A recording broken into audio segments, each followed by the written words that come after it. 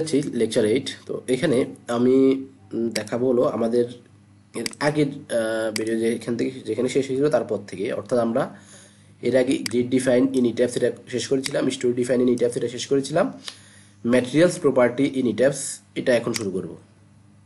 Materials property বলতে এখানে আমাদের যে বিল্ডিংয়ের যে ম্যাটেরিয়ালসগুলা, মানে মেইনলি দুইটা ম্যাটেরিয়ালস, একটা হলো রেইনফোর্সমেন্ট আর একটা হলো কনক্রিট। হ্যাঁ, এটা তো এখন এই রেইনফোর্সমেন্টের গ্রেড কত হবে এবং আমরা যে কনক্রিটেরটা ব্যবহার করবো সেটা কত পিএসআই এর, সেটার কম্প্রেসিভ স্ট্রেংথ কত, সেটা আমাদেরকে এখানে ইট্যাপ সফটওয়্যারের মধ্যে ডিফাইন করে দিতে হবে।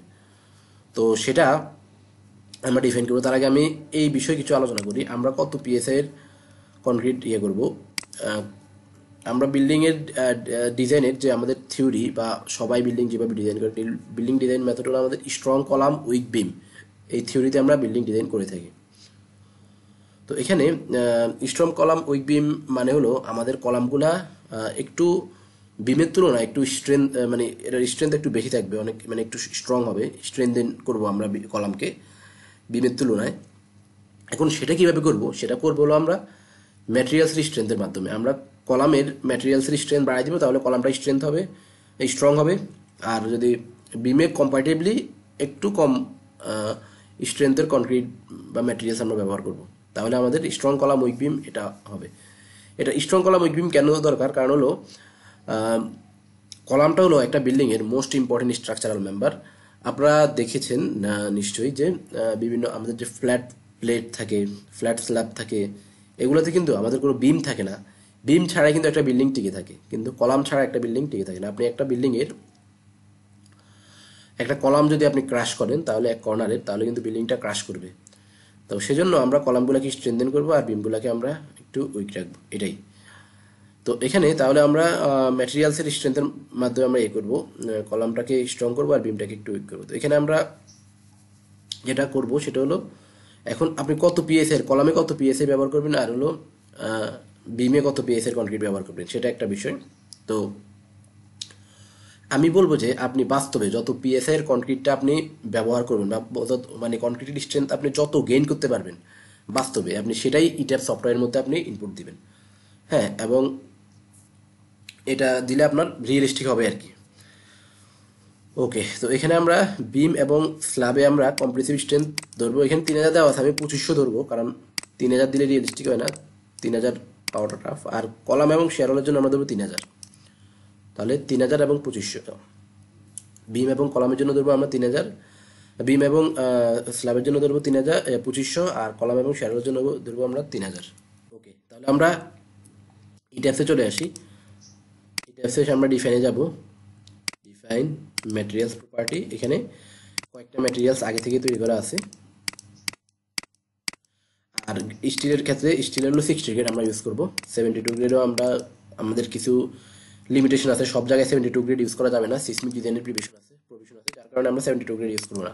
আর 60 গ্রেডটা হলো যে এটা রড, এটা ডিফাইন করাই থাকে, এটা কিছু করা লাগবে না। তো এখন আমি 3000 পিএসআই তৈরি করবো। 3000 পিএসআই এর জন্য আমি এখানে অ্যাড নিউ ম্যাটেরিয়ালসে যাব, গিয়ে আমি এখানে রিজিয়ন দিব।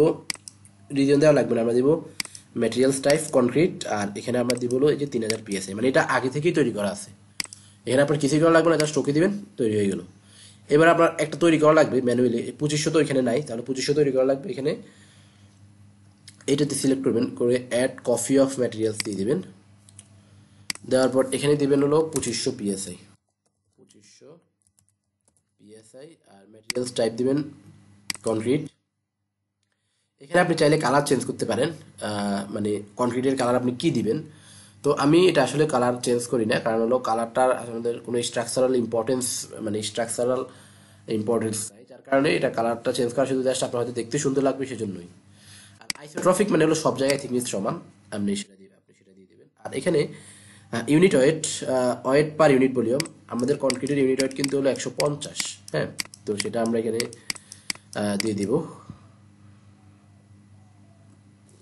ওকে, এরপরে হলো মডুলাস অফ ইলাস্টিসিটি, এটা আমাদের জন্য খুবই ইম্পর্টেন্ট। মডুলাস অফ ইলাস্টিসিটি হলো ম্যাটেরিয়ালসের একটা প্রপার্টি, কনক্রিটের ম্যাটেরিয়ালসের একটা প্রপার্টি। মডুলাস অফ ইলাস্টিসিটি এটা কিন্তু আমাদের ম্যাটেরিয়ালসের স্ট্রেংথটা জড়িত। মডুলাস অফ ইলাস্টিসিটি তত বেশি তত স্ট্রেংথও বেশি।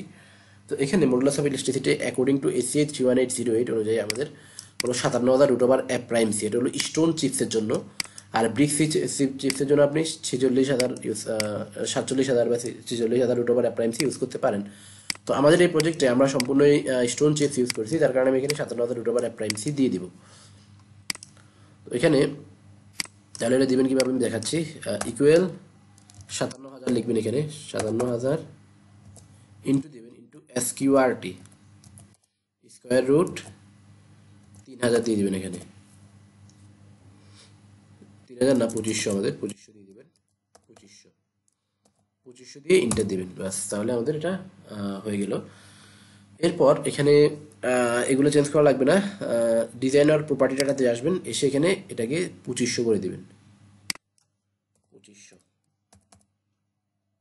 দিয়ে ওকে, এরপর ওকে দিবেন, তাহলে আমাদের ম্যাটেরিয়ালসটা ডিফাইন হয়ে গেল। আমাদের 2500 PS এর কনক্রিট তৈরি করা হয়ে গেল। তো আমাদের যেটা দরকার 3,000 এবং 2500 দরকার ছিল, এবং 60 গ্রেডের রড দরকার ছিল, এগুলো আমাদের ম্যাটেরিয়ালস ডিফাইন করা হয়ে গেছে।